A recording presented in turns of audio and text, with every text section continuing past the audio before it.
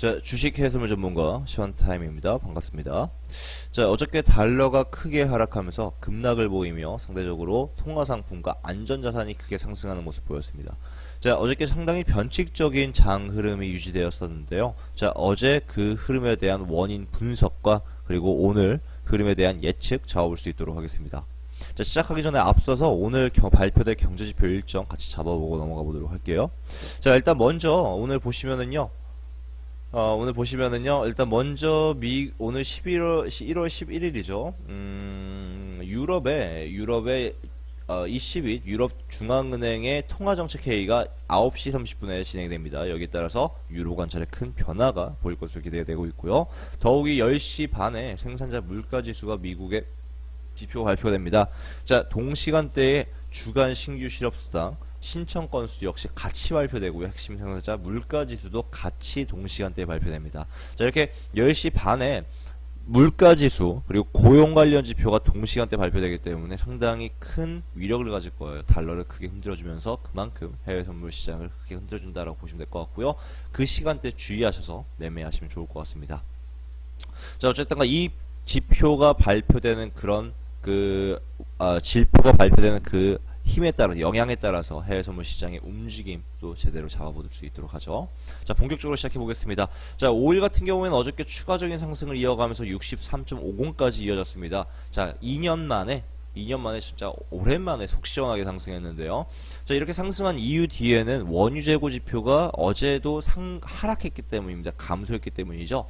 자, 어제 발표되었던 원유 재고 지표는 예상치인 마이너스 3.8 밀리언이 아닌 마이너스 4.9 밀리언을 기록했습니다. 자, 그러면서 8주째 하락세를 유지하고 있다라는 것이 중요하죠. 자, 어쨌든 간에 오펙이 계속 생산량을 줄여가는 과정 속에서 유가가 추가 상승을 못하는 이유는 바로 미국의 생산량 증산 때문이었습니다. 자, 이 미국 생산량 증산에 대한 우려가 계속 지속적으로 하락하는 원유 재고 지표를 통해서 완화되고 있다는 점이 유가 상승의 주된 원인이죠. 자, 저번에도 말씀드렸지만 기술적으로 이미 58.50달러를 돌파했기 때문에 65달러까지는 그렇게 크게 저항이 없습니다. 65달러까지 무난하게 올라갈 거예요. 다만 여기서 잡지 않는 이유는 워낙 고점이기 때문에 고점에 흔드는 폭에서 잘릴 수 있어서 고점 매수는 따로 드리지 않는다라고 말씀드렸어요. 오히려 65달러 선에서의 변화에 의해서 저항 여부에 따라서 추가적인 매수 대응 혹은 매도 대응 이어간다라고 말씀드렸습니다.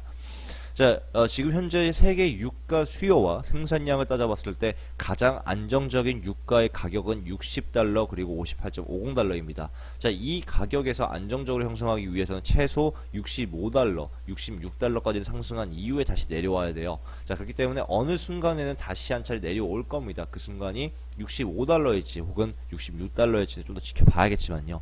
자, 그래서 5일은 아직 고점 매수하지 않도록 하겠습니다. 차라리 매도 신호가 나올 때 혹은 저점 매수 대응하도록 하죠. 5일 추가 추세 신호 대기하시면 될 것 같고요. 만일 5일을 매수 대응하고 싶다 하시는 분들은요, 고점 매수 절대 하지 마시고요. 61.60 라인 이후로 61.60 라인 62달러 선에서 매수 대응하시면 될 것 같습니다.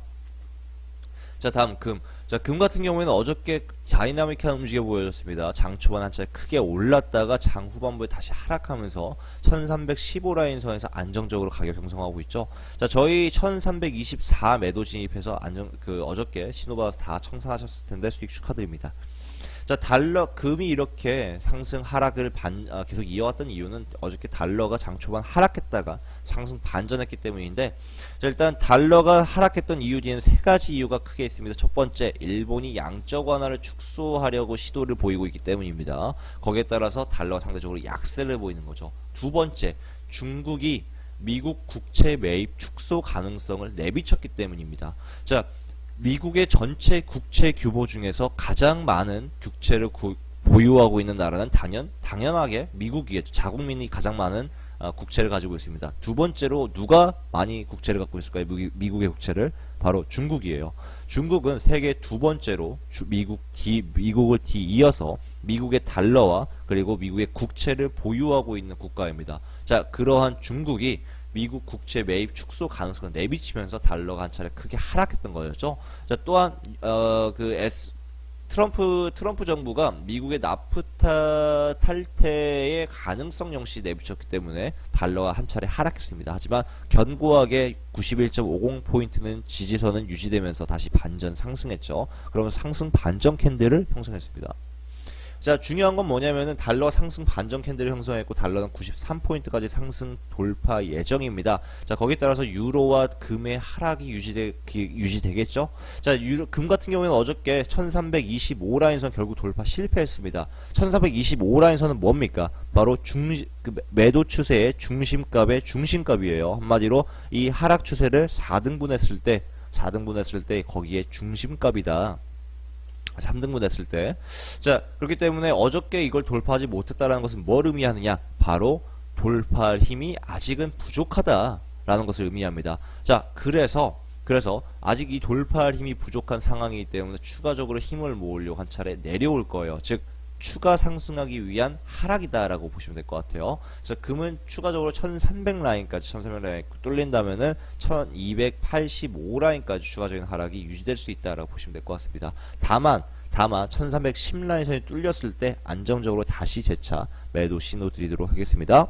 자, 다음 유로 보도록 하죠. 유로 역시도 어제 한 차례 올렸다 내려가는 과정을 반복했습니다. 달러의 영향 때문이겠죠. 자, 유로 같은 경우에는 지금 현재 이어지고 있는 이 상단 추세선의 저항이 강하게 보여지면서 하락세가 유지되고 있는데요. 이미 중심 추세선의 지지선 역시 뚫었기 때문에 추가적인 하락은 최소 1.185 라인까지, 그리고 더욱이 더 나아가서 1.185 라인까지 유지될 수 있다라고 보시면 될 것 같습니다. 자, 어저께 이미 저희는 여기서 매도 들어가서 1.12150 매도 들어가서 여기서 청산했었죠. 청산 시도 받아서. 근데 결국에는 중심추세는 돌파 못했어요. 그 말 뜻은 추가 하락이 이어지게 된다. 즉, 매도 대응할 타이밍이라 이거예요. 자, 유로 추가적인 매도 대응하도록 하겠습니다. 1.20 라인에서 재매도 대응하도록 하겠습니다. 자, 진입가는요, 문자 포지션 확인하시면 될 것 같습니다. 자, 다음 S&P는 어저께 한 차례 하락했습니다. 자, 그러나 다시 회복했어요. 자, S&P는 2750라인에서 돌파로 인해서 추가 상승 2800라인까지 유지될 것으로 기대되고 있습니다. 만일 여기서 좀 어설프게 고점 매수는 하지 않도록 하겠게요. 다만 매수 대응하고 싶으신 분들은요, 2730라인선에서 2725라인선, 2730라인선에서 매수 대응하시길 바랍니다. 자, 요약해 보도록 하죠. 오일은요, 추가 추세 신호 대기하도록 하겠습니다. 금은 1310라인선 뚫릴 때 재매도 신호 드리도록 할게요. 자, 유로는 1.20 라인에서 매도 대응하겠습니다. 자, S&P 추가 추세 신호 대기하시면 될 것 같습니다. 자, 오늘의 시장 포커스 나오는 여기까지.